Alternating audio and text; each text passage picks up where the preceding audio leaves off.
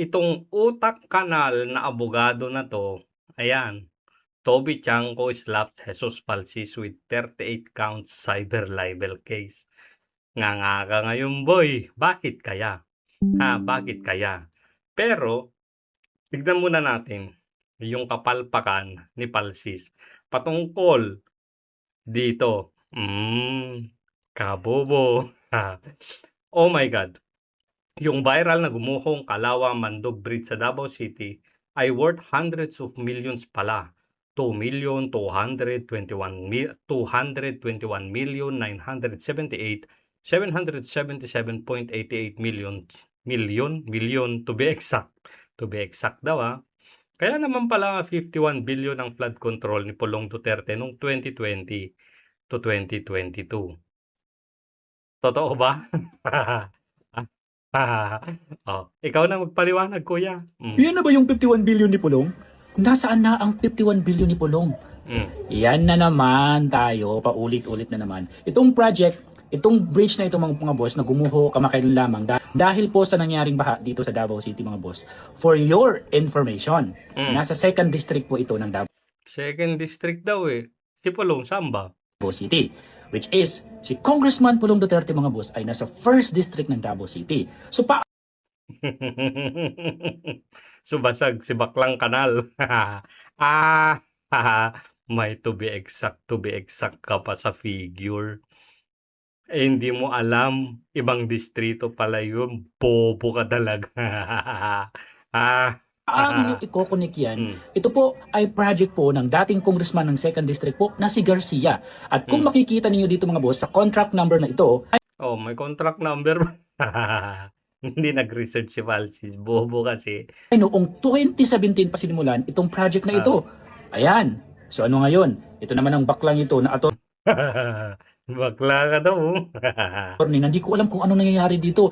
May masabi lang, makonect lang talaga kay Pulong Duterte na project na ito. Pulong Siyempre, kasama yan sa assignment.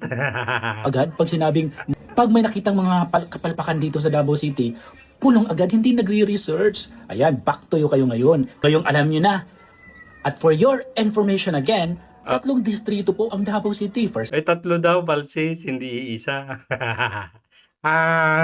May sisi lang talaga sa Duterte. district, Congressman Pulong Duterte. 2nd district po, ngayon ay si Congressman Omar. Previously, si Garcia. 3rd district po, Isidro Ongab. Yan po, para wala na kayong problema. Kasi nagmumukha na kayong tanga, mga bobo.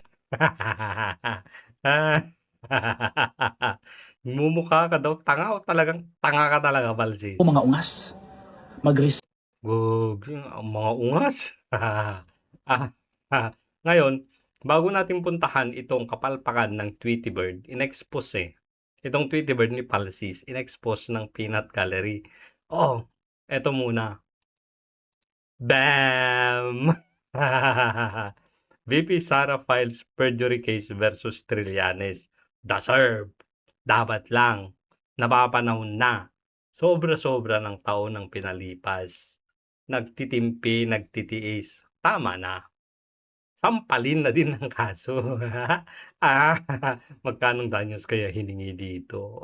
Baka malaki-laki yan Tama na. Panahon na para lumaban din. Hindi yung puro tanggap na lang ng suntok tong mga Duterte, di ba? For the longest time, hindi naman nagkakaso tong mga to Ngayon lang, kasi sobra na rin naman talaga. Bago natin puntahan yung kaso ni Falsis, 38 counts? 38 ba? Oo, 38 counts Bakit kaya? Punta muna natin to. Ayon sa Peanut Gallery Media Network, Jesus Falsis and claims his Tweety Bird are facing criticisms after Redditors. May thread ka sa Reddit. Accuse his political leak of being largely unverified, inconsistent, and harmful to public discourse. Unverified daw, inconsistent daw, harmful daw. Ano kaya yung mga yon? Prediction? Bakit? Ikaw ba si Madam Auring? Tingnan natin. Is Jesus Falsis just another Marites?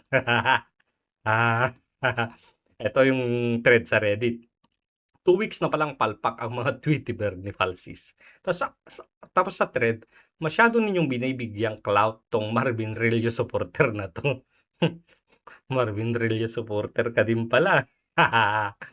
At marami ding mental gymnastic tong kapag Martin Romualdez na ang nakapost. Oo naman, sino ba talaga boss?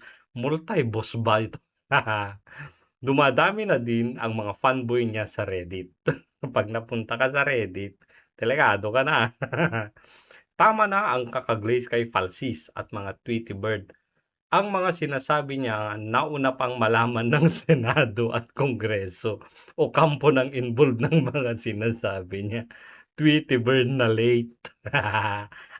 Ang technique kasi nito, si Falsis, kapag kunwari, may balita yung kalalabas lang, magpupus yan. Ayon sa aking Tweety Bird. Tapos, pag nabalita na, o di ba? Tama ang aking Tweety Bird. Ganyan siya. Oo, tingnan natin yung mga samples ha. Sabi niya, May 12 pa to. Galingan mo, Tweety Bird, manifesting again cutie. Ayon sa kanya, Tweety Bird sees that.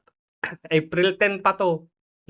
Tweety Bird sees that by May 2026, DILG Secretary Sunny Trillanes daw. DICT Secretary Lasierda daw. DOJ Secretary balik Malacanang Benhur Abalos. Pero ito pa, May 12, according to Tweety Bird, Malacanang and the First Lady apparently view Secretary John Vic Remulla and Secretary Frederick Vida sa DOJ yan, as making mess. Let's just sideline team already and put Sunny Trillanes in DILG and Benhur Abalos in DOJ. For tweet, first thing tomorrow. First thing tomorrow daw ng May 12. Edi siya ba? May 13 yun. Yun yung saktong kagulu-guluhan sa Senado, di ba? Pero sa news naman, sabi, DILG Chief Remulla still enjoys PBBM trust, sabi ng Palasyo. Nga. Tapos, sabi din ng ABS-CBN, Justice Secretary Frederick Vida and rumors he would be replaced by DOJ Chief. We can ask Tweety Bird. Di ko rin kilala si Tweety Bird or where the source is coming from. Basag. Eto pa.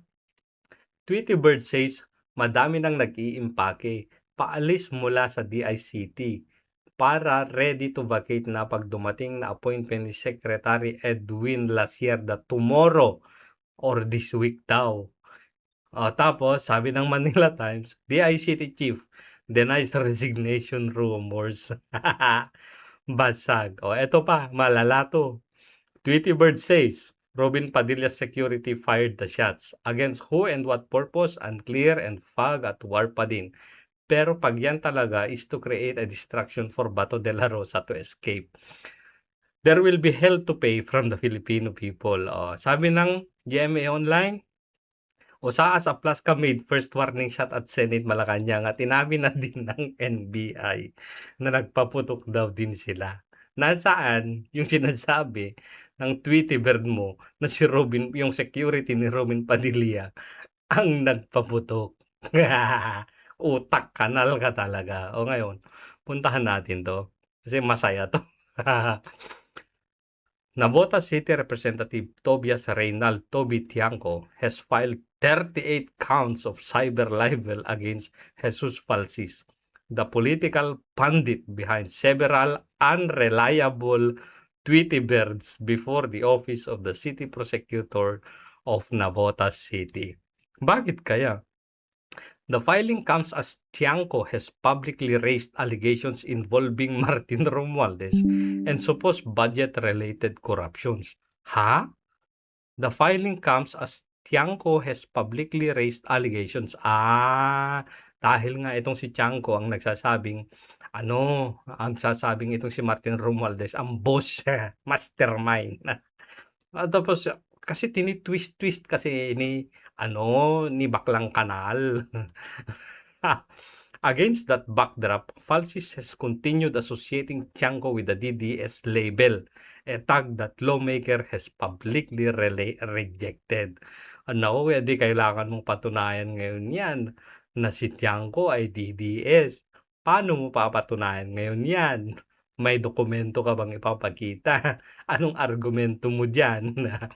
According to Tiangco, as reported by abogado, he initially exercised tolerance and restraint after seeing Francis' post. So, parang tinolerate pa lang niya yung 'pag nakikita niyo yung mga post niya. Pero the latter allegedly continued to attack. Siyempre hindi yan titigil habang may clout. Falsy's posts targeting Tiangco have included such as Trapo, DDS, Toby, Chodra, Trojan Horse Tiangco. Kailangan mong patunayan ngayon yan. Bakit siya Trapo? Bakit siya DDS? Bakit siya Trojan Horse? Ang dami mo kasing paratang. He persisted, escalated, and intensified his attacks, proving beyond doubt that his conduct was not a spontaneous commentary but a premeditated, systematic, relentless campaign of character assassinations. The complaint cited alleged cyber libel under Section 4C4 of the Cybercrime Prevention Act in 2012 in relation to Article 353 and 355 of the Revised Penal Code. Tiangco has pushed back against attempts to tie him to any political camp. Kasi independent nga daw siya, di ba? Saying, people brand me as DDS daw. You cannot brand me. He also said, hindi ako trapo, independent ako. Basta kung ano ang tama doon ako, I will not say anything to favor anyone. Falsis made the complaint public on X on May 20 by posting the first page of the complaint affidavit from the prosecutor's office. Falsis still described the complaint as a badge of honor and said he will not be silenced. Tignan lang natin kung masasabi mo pang badge of honor yan pag hinatulan ka ng korte na guilty. Pero dito ako masaya finally. Sana dagdagan. Patungan din ng kaso doon sa doon sa pagwawagayway niya na hawak-hawak niya yung ICC warrant of arrest. Sama nyo na rin lahat, yung mga pagbibintang niya kay Pangulong Duterte na drug addict. Isama nyo na din yung pagsasabi niyang si Pulong, may tattoo, dragon, mafia, yung mga paglalabas niya ng mga bank accounts. Isali nyo na lahat yan. Dagdagan nyo pa. Dapat to, danyos ng mga 1 billion. Magkano kayang danyos na hinihingi dito ni Toby Tiangco? Dapat mga 500 million din.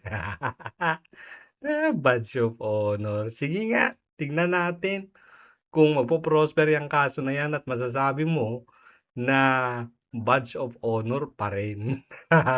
Sabagay, kung may boss ka naman, marami ka namang boss. Sabi nga nila, Martin Romualdez, yung Cirilio, Hontiveros, Trillanes.